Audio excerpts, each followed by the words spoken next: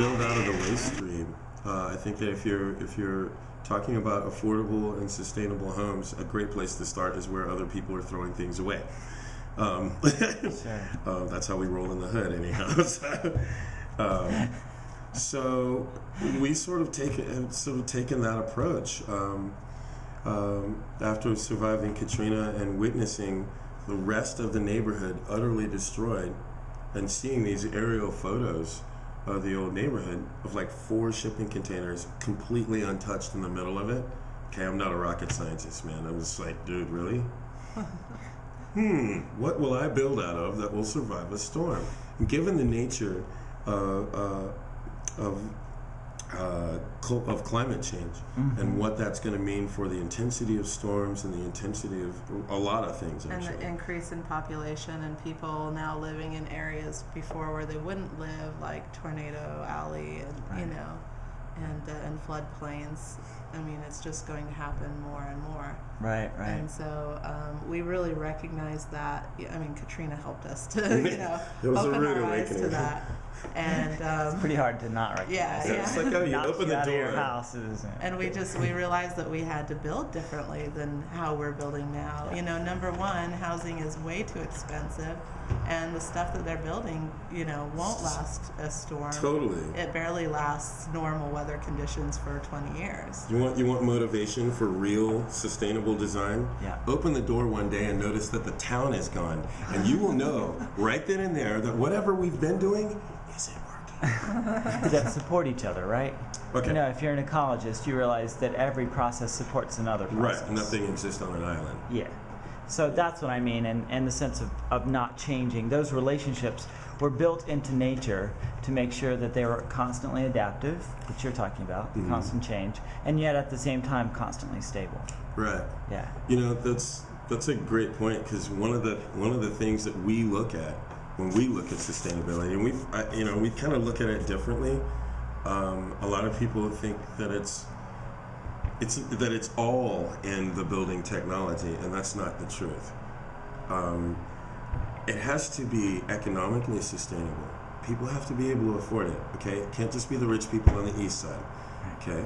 It's got to be normal Joes, from the west side, on the other side of the tracks, that can afford that can afford energy independence. Okay. 2, it's really important to remember that we build buildings. Buildings are not communities. Okay, communities are people, and the real answers and the real solutions to dealing with all of these issues in the long term are really about us forming community. Containers. We were looking at building custom homes. And putting multiple containers together and cutting out in between, creating huge open spaces. We'll show you that. We'll show you that with the other place. What we realized is that, and these are perfect for situations where you're pre-manufacturing it and shipping it somewhere. It's basically a home in a box. So what we've got here, what we've created is 660 watts of solar on top. The entire thing sleeps 4. There's one set of bunk beds here, and another set goes here. So it sleeps 4. There's like a sink, and I'm sorry, the sink is over here. Kind of covers some stuff up as we're painting and stuff. Countertop here. You've got a bioremediating toilet.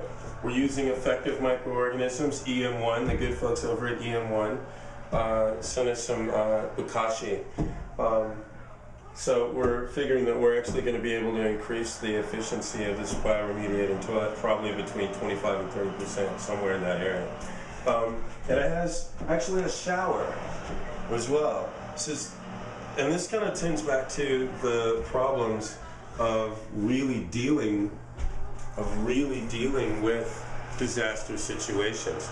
What people end up facing is clean drinking water, shelter, and sewage issues. So we've got a self-enclosed bioremediating toilet. Sewage issue? Ding! Okay.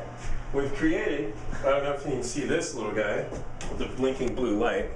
It's pretty Here, There actually. are, LED lights. This actually filters water, like standing water, because that's where disease tends to grow, right? It actually filters that water down to 0.5 microns, and then exposes it to ultraviolet light.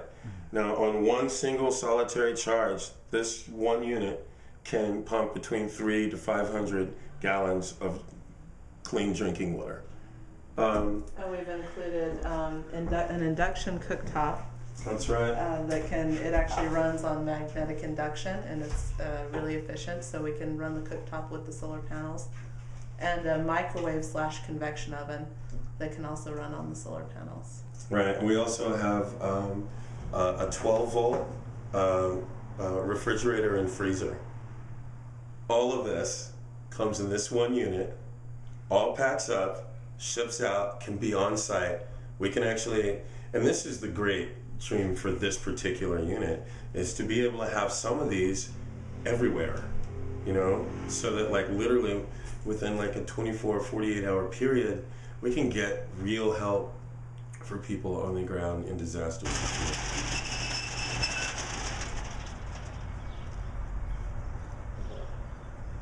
Wow.